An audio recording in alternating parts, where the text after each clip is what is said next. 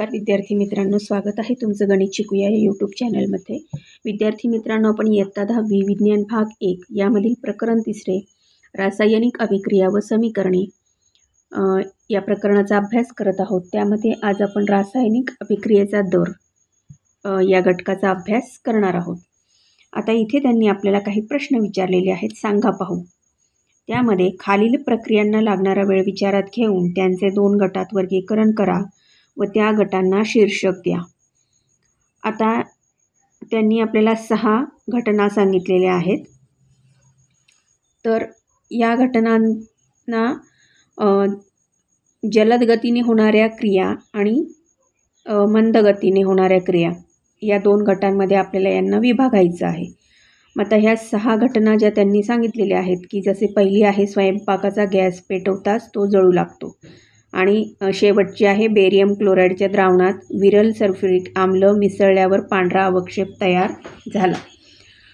तर या ज्या घटना आहेत त्याच्यावरून आपल्या काय लक्षात येतं की काही अभिक्रिया थोड्या वेळात पूर्ण होतात म्हणजे जलद गतीने घडतात, तर काहींना पूर्ण होण्यास वेळ लागतो म्हणजेच त्या मंद गतीने घडतात। याचा अर्थ असा की भिन्न अभिक्रियांचा दर भिन्न असतो, हे यावरून आपल्याला लक्षात येतं। आता ह्यांच्याबद्दल जे मी 2 गट करून त्यांना शीर्षक दिलेले आहे ते तुम्हाला आता देते।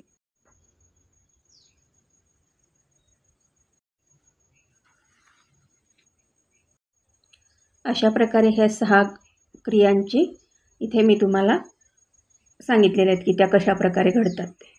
आता इथे ते काय म्हणतात की एकच अभिक्रिया अटी बदलल्यानंतर वेगवेगळ्या दरांनी घडू शकते। उदाहरणार्थ हिवाळ्यामध्ये दूध विरजल्यानंतर त्याचे दही बनायला खूप वेळ लागतो आणि उन्हाळ्यातील उच्च तापमानाला दुधाचे दही बनण्याच्या अभिक्रियेचा दर वाढतो व दही लवकर बनते।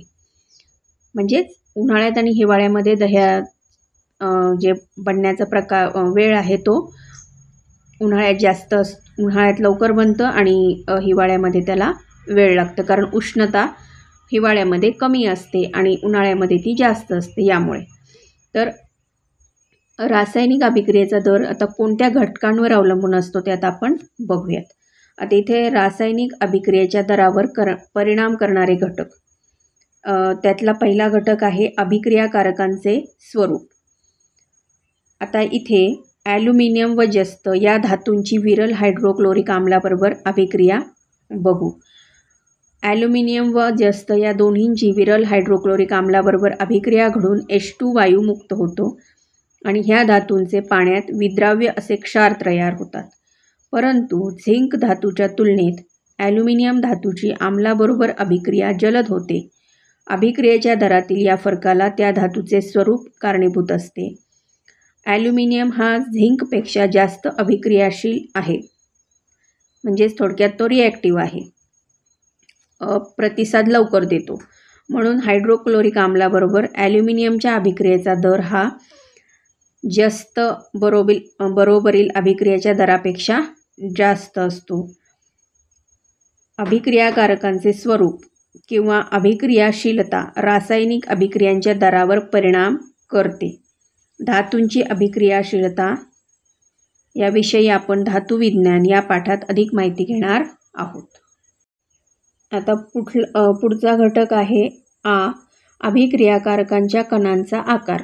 त्यासाठी आपल्याला त्यांनी एक कृती करायला सांगितली आहे। त्यामध्ये साहित्य, 2 परीक्षा नळ्या, वजन काटा, मोजपात्र इत्यादी आणि रासायनिक पदार्थांमध्ये शहाबादी फरशीचे तुकडे, शहाबादी फरशीचा चुरा, विरल हायड्रोक्लोरिक ॲसिड म्हणजे HCl आणि इत्यादी। आता त्यांनी कृती काय सांगितली आहे की 2 परीक्षा नळ्यांमध्ये सारख्याच वजनाचे शहाबादी फरशीचे तुकडे व चुरा घ्या। दोन्हींमध्ये प्रत्येकी 10 ml विरल हायड्रोक्लोरिक म्हणजे HCl टाका। कार्बन डायऑक्साईड वायूचे बुडबुडे जलद गतीने तयार होतात की मंद गतीने याचे निरीक्षण करा। आता त्यामध्ये आपल्याला काय दिसतं मग की शहाबादी फरशीच्या तुकड्यांबरोबर CO2चे बुडबुडे हळूहळू तयार होतात, म्हणजे कार्बन डायऑक्साईडचे बुडबुडे हे हळूहळू तयार होतात फरशीच्या तुकड्यांबरोबर शहाबादी, तर भुकटीबरोबर ते जलद गतीने तयार होतात। वरील निरीक्षण असे दर्शवते की अभिक्रियेचा दर अभिकारकांच्या कणांच्या आकारावर अवलंबून असतो। रासायनिक अभिक्रियेत भाग घेणाऱ्या अभिकारकांच्या कणांचा आकार जेवढा लहान असेल तेवढा अभिक्रियेचा दर जास्त असतो. आता पुढचा घटक आहे अभिकारकांची संहती, म्हणजे विरल व सहत हायड्रोक्लोरिक आम्लाची CaCO3च्या भुकटीवर होणारी अभिक्रिया विचारात घेऊ. तर विरल आम्लाबरोबर CaCO3ची अभिक्रिया मंदपणे होते व CaCO3 हळूहळू नाहीसा होत जातो व CO2 वायू हळूहळू मुक्त होतो. या उलट सहत आम्लाबरोबरची अभिक्रिया जलद गतीने होऊन CaCO3 लवकर नाहीसा होतो. सहत आम्लाबरोबरची अभिक्रिया विरल आम्लापेक्षा जलद होते, म्हणजेच अभिक्रियेचा दर हा अभिक्रियाकारकांच्या संहतीच्या प्रमाणात बदलतो. म्हणजे जितक्या प्रमाणात, म्हणजे आपण जसं म्हणजे आपण काय म्हणतो कॉन्सन्ट्रेटेड आणि डायल्युटेड ह्याच्यावर पण त्या अभिक्रियाकारक काय आहे, इथे HCl आहे. मग त्याच्या म्हणजे तो डायल्यूट आहे की कॉन्सन्ट्रेटेड आहे याच्यावर पण ती अभिक्रिया तिचा दर अवलंबून असतो. अभिक्रियेचे तापमान. अपघटन अभिक्रियेचा अभ्यास करताना चुनखडीच्या अपघटनाची कृती तुम्ही केली आहे. या कृतीमध्ये बर्नरने उष्णता देण्यापूर्वी चुन्याची निवडी दुधी होत नाही, कारण तेव्हा अभिक्रियेचा दर 0 असतो. तापवल्यामुळे अभिक्रियेचा दर वाढून CO2 हे उत्पादित तयार होते. यावरून असे लक्षात येते की अभिक्रियेचा दर हा तापमानावर अवलंबून असतो. तापमान वाढले की अभिक्रियेचा दर वाढतो. आता उत्प्रेरक म्हणजे कॅटॅलिस्ट. पोटॅशियम क्लोरेट KClO3 तापवले असता त्याचे अपघटन मंद गतीने होते. त्याची रासायनिक अभिक्रिया आपल्याला इथे पुढे दिली आहे त्यांनी. 2KClO3 तापवलं त्याला, तर त्याचं अपघटन कसं झालेलं आहे, 2KCl अधिक 3O2. आता कणांचा आकार लहान करून व अभिक्रियेचे तापमान वाढवून देखील वरील अभिक्रियेचा दर वाढत नाही, परंतु मॅंगनीज डायऑक्साईड म्हणजे MnO2च्या उपस्थितीत KClO3चे जलद गतीने अपघटन होऊन O2 वायू मुक्त होतो. या अभिक्रियेत MnO2मध्ये कोणताही रासायनिक बदल होत नाही. आता इथे उत्प्रेरकाची व्याख्या बघा काय आहे. ज्या पदार्थाच्या केवळ उपस्थितीमुळे रासायनिक अभिक्रियेचा दर वाढतो, परंतु त्या पदार्थामध्ये मात्र कोणताही रासायनिक बदल होत नाही, अशा पदार्थाला उत्प्रेरक म्हणतात. म्हणजेच इथे ही जी वरची अभिक्रिया आहे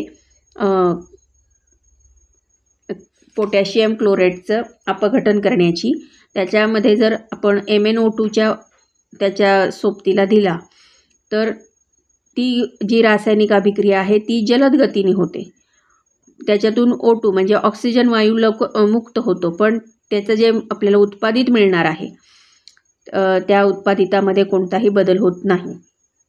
हायड्रोजन पेरॉक्साईडचे विघटन होऊन पाणी व ऑक्सिजन तयार होण्याची ही अभिक्रिया समीकरण 17 कक्ष तापमानाला खूपच मंद गतीने होत असते, पण तीच अभिक्रिया मॅंगनीज डायऑक्साईडची पावडर टाकल्यावर जलद गतीने घडते. म्हणजे 17 नंबरचं जे उदाहरण आहे त्याच्याविषयी ते आपल्याला त्यांनी सांगितलेलं आहे.